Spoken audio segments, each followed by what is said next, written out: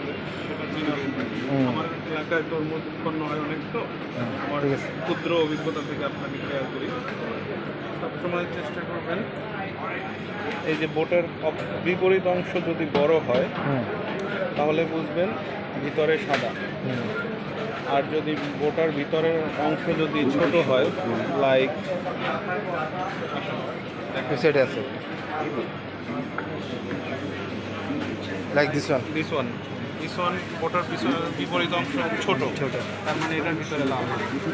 আর একটা টেকনিক সেটা হচ্ছে এই যে রেখাগুলো, এই রেখাগুলো Yes.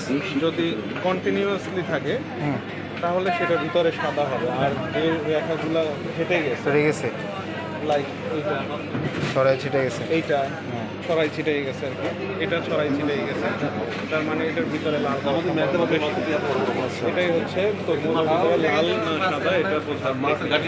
Thank you. আমাদের এক্সপিরিয়েন্স শাহাদাত ভাই এখন আমাদেরকে চিনালেন কীভাবে আমরা বুঝবো তরমুজ কেনার সময় আর ইনসাইড রেড আর সাদা কিনা। থ্যাংক ইউ শাহাদাত ভাই গুরুত্বপূর্ণ ভূমিকার জন্য।